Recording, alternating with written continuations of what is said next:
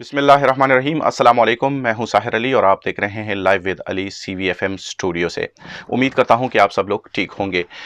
तमाम दोस्तों के इसरार पर एक दफ़ा फिर आप लोगों के लिए एक इन्फॉर्मेटिव वीडियो जिसमें बिज़नेस वीज़े के हवाले से कि बिज़नेस वीज़े पर किस तरह यूके में वहाँ पर जाकर वहाँ बिज़नेस स्टार्ट किया जा सकता है, इसके क्या रिक्वायरमेंट्स है, क्या डॉक्यूमेंटेशन होनी चाहिए, इंग्लिश लैंग्वेज रिक्वायरमेंट है या नहीं है, इस हवाले से इस वीडियो में बातचीत होगी। हमारे साथ रहिए। आज की इस वीडियो में बिजनेस वीज़ा के हवाले से बातचीत होगी, यानी वर्क परमिट अलहदा चीज़ है और बिजनेस वीज़ा अलहदा चीज़ है। तो आज की इस वीडियो में तमाम जितनी भी इंफॉर्मेशन है वो बिजनेस वीज़ा से रिलेटेड है।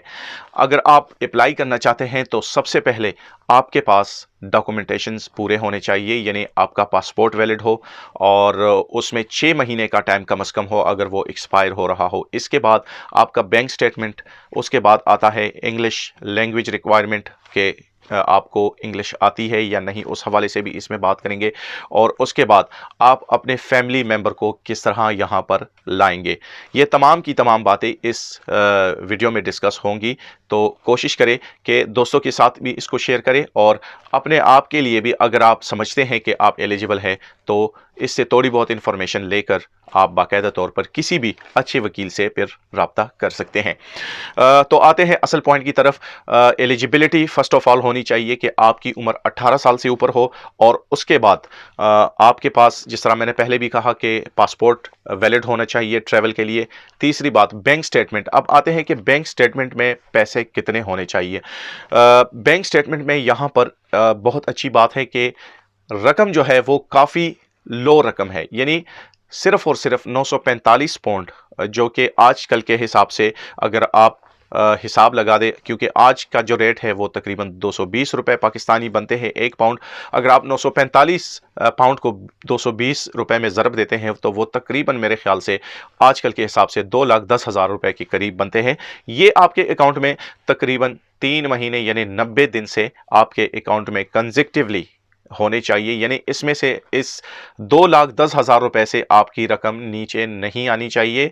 इससे अगर ऊपर चली जाए कोई मसला नहीं है, लेकिन इससे कम नहीं होनी चाहिए, ये एक बात है। तो ये आपके अकाउंट में होने चाहिए। और साथ में आपको ये भी बताता चलूँ कि ये कंसेक्यूटिव यानी 3 महीने के लिए 90 दिन के लिए ये आपके अकाउंट में होंगे। और उसके बाद इंग्लिश लैंग्वेज रिक्वायरमेंट है। इंग्लिश लैंग्वेज रिक्वायरमेंट में ये है कि आप या तो B2 टेस्ट कहते हैं उसको, किसी भी जगह से आप पता कर सकते हैं। नॉर्मली जिस तरह हम जनरल लाइफ में हम ज़ुबान यूज़ करते हैं तो उसी हवाले से उसमें स्पीकिंग है, रीडिंग है, राइटिंग है, लिसनिंग है, वो आपसे आपका टेस्ट लिया जाता है। उसके अगेंस्ट आपको नंबर दिए जाते हैं जो एक्सेप्टेबल है होम ऑफिस को। अब ये टेस्ट लेकर और जो आपने आपका बैंक स्टेटमेंट है वो, साथ में अपने डॉक्यूमेंट्स, आपका जो टीबी टेस्ट है वो भी आपने जमा करना है और वो फिर आपने होम ऑफिस में जमा करना है। लेकिन इंग्लिश लैंग्वेज के हवाले से मैं आपको एक दूसरी बात भी बताता चलूँ कि अगर आप इंग्लिश लैंग्वेज नहीं पास करना चाह रहे हैं और आपके पास कोई ऐसी डिग्री है या किसी ऐसी यूनिवर्सिटी में आप पढ़े हैं कि वो इंग्लिश मीडियम हो, तो जिस तरह हमारे वहाँ पर एक्विवेलेंसी सर्टिफिकेट होता है पाकिस्तान में, इसी तरह यहाँ पर नेरिक एक ऑर्गेनाइजेशन है जो आपकी डिग्री को कंपेयर करता है और उस डिग्री के अगेंस्ट आपको एक सर्टिफिकेट जारी किया जाता है जो उस B2 लेवल के बराबर होता है। तो आप भी ये कर सकते हैं, अगर किसी ने BA BSc या MA MSc किया हो, वो अपने कागजात नेरिक में जमा करवा कर वहाँ से ये हासिल कर सकते हैं।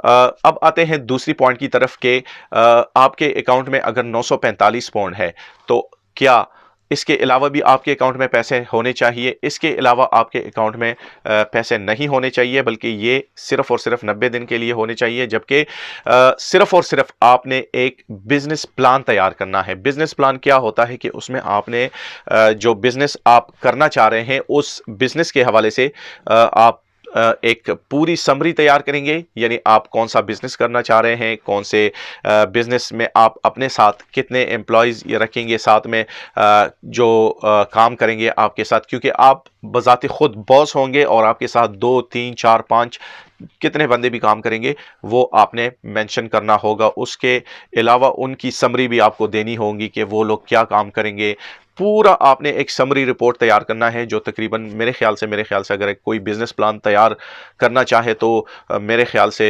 यही कोई 10 पेजेस के करीब होता है। उसमें पूरा प्लान होता है कि किस तरह एक बिज़नेस रन किया जाता है, जो मेरे ख्याल से तमाम, अगर मेरी वीडियो कोई बिज़नेसमैन भाई देख रहा हो तो उसको शायद पता हो कि बिज़नेस प्लान क्या होता है, लेकिन इसको आप ज़रूर इस पर गौर कीजिएगा।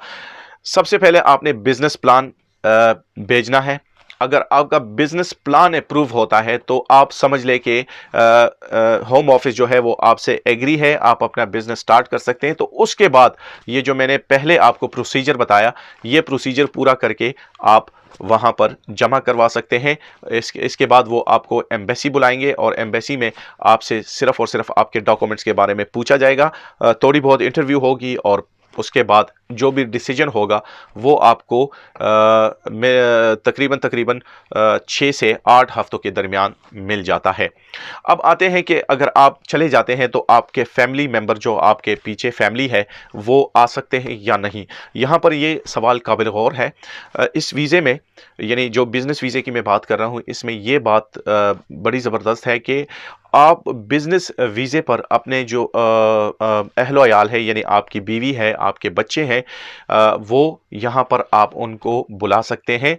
और उनके लिए क्या रिक्वायरमेंट है वो भी मैं अभी आपको बताता हूं कि उनके लिए आपने कितने पैसे यहाँ पर अकाउंट में रखने हैं, अगर आप उनको अपने साथ ही लेकर आना चाहते हैं या अपने साथ ही उनके लिए आप अप्लाई करना चाह रहे हैं। लेकिन उमूमन यही होता है कि काफ़ी लोग इस तरह करते हैं कि अपना वीज़ा अप्लाई करते हैं, अगर उसको वीज़ा ग्रांट हो जाता है तो उसके बाद अपने फैमिली के लिए वो अप्लाई करते हैं। एप्लीकेशन जमा करने के साथ साथ आपको हेल्थ सरचार्ज भी जमा करना होगा। और आपको ये भी बताता चलूँ कि फ़ीस जो इस वीज़े की बनती है वो तकरीबन 363 पाउंड, जो पाकिस्तानी रुपयों में 80,000 रुपये बनते हैं। ये वीज़ा फ़ीस है आपके लिए भी, और आपके जो डिपेंडेंट है, अगर आप अपने फैमिली मेम्बर्स को लाना चाहते हैं तो उनके लिए भी यही 80,000 रुपये पाकिस्तानी फ़ीस होगी। अब आते हैं दूसरी तरफ के, अगर आप अपनी फैमिली मेंबर्स को लाना चाह रहे हैं तो उनके अकाउंट में कितने पैसे होने चाहिए। लेकिन यहाँ पर एक बात ज़रूर याद रखिए कि अगर आपका कोई बच्चा 18 साल से ऊपर है तो वो एज अ डिपेंडेंट आपको ज्वाइन नहीं कर सकता, ना ही आप उसके लिए एज अ डिपेंडेंट अप्लाई कर सकते हैं, बल्कि वो आपको, अगर आपको वीज़ा ग्रांट कर दिया जाता है तो वो यहाँ पर आकर यूके में आपको विजिट कर सकता है, लेकिन उसका वीज़ा स्विच नहीं होगा डिपेंडेंट वीज़े में। और जो अंडर 18 है उनको आप लेकर आ सकते हैं। यहाँ पर मैं आपको एक दूसरी वजाहत भी कर दूं कि आपके डिपेंडेंट के अकाउंट में, जिस तरह आपके अकाउंट में 945 पाउंड यानी 2,10,000 के करीब रुपए होने चाहिए पाकिस्तानी 3 महीने के लिए, इसी तरह आपके डिपेंडेंट के अकाउंट में, अगर आप उसके लिए अप्लाई करना चाहते हैं तो उसके अकाउंट में भी 630 पाउंड, जो आजकल के हिसाब से मेरे हिसाब से तकरीबन 1,40,000 रुपए बनते हैं, ये 3 महीने के लिए उसके अकाउंट में होने चाहिए। अगर आप चाह रहे हैं कि आपका एक बेटा भी उसके साथ हो तो ये फिर 2,80,000 रुपए बनते हैं, यानी 630 प्लस 630, ये उनके अकाउंट में 3 महीने के लिए होने चाहिए, या आपके अकाउंट में बेशक पड़े हो, कोई मसला नहीं है, आप फिर उनके लिए अप्लाई कर सकते हैं। यहाँ पर मैं एक बहुत ज़रूरी बात कहना चाहता हूँ कि ये वीज़ा सिर्फ़ और सिर्फ़ आपको 2 साल के लिए इशू किया जाता है। और फिर मैं बार-बार बता रहा हूँ कि इस पर आप किसी ऑफ़िस में, किसी दुकान में, किसी फैक्ट्री में, कहीं पर भी जॉब नहीं कर सकते, क्योंकि ये वीज़ा आप जब आ रहे होते हैं तो आपने उनको ये कहा होता है, क्योंकि ये बिज़नेस वीज़ा है, आप बिज़नेस की खातिर आते हैं। तो मेरे अक्सर दोस्त, जब मैं लाइव जाता हूं तो वो अक्सर पूछते हैं कि बिज़नेस वीज़े के हवाले से, तो ये उनके लिए है, अगर कोई बिज़नेस में इंटरेस्ट रखता हो उनके लिए ये वीज़ा सूट करता हो तो ये रिक्वायरमेंट है, ये ज़रूर पूरी करें। तो इंशाल्लाह उम्मीद है कि जितनी भी इंफॉर्मेशन थी वो मैंने आप लोगों के साथ शेयर कर दी। और बात वहीं पे फिर रह गई कि आप अपना कारोबार करेंगे, अपनी कंपनी खोल सकते हैं, अपना जो भी कारोबार करेंगे आपके साथ लोग काम करेंगे, लेकिन आप किसी के साथ काम नहीं कर सकते। ये पॉइंट मैं आप लोगों को लिए इसलिए बार बार बता रहा हूं, क्योंकि अक्सर लोग समझ नहीं पाते और वो इस वीज़े के लिए फिर अप्लाई करते हैं। लेकिन यहाँ पर एक बात काबिल गौर है कि सबसे पहले जो अहम बात है वो आप लोगों को बिजनेस प्लान तैयार करना है। बिजनेस प्लान के बाद ये सारी बातें फिर आसान है, लेकिन अगर आपका बिजनेस प्लान अप्रूव हो जाता है। मैं फिर बता रहा हूं कि मैं कोई कंसल्टेंट नहीं हूं, ना ही कोई वकील हूं, सिर्फ और सिर्फ अपने तजुर्बे की बुनियाद पर जो भी मेरे साथ मालूमात है वो आप लोगों के साथ शेयर कर रहा हूं। किसी भी अच्छे वकील से आप इस बारे में मशवरा ले सकते हैं। अपना बहुत ख्याल रखिएगा। अल्लाह हाफिज़।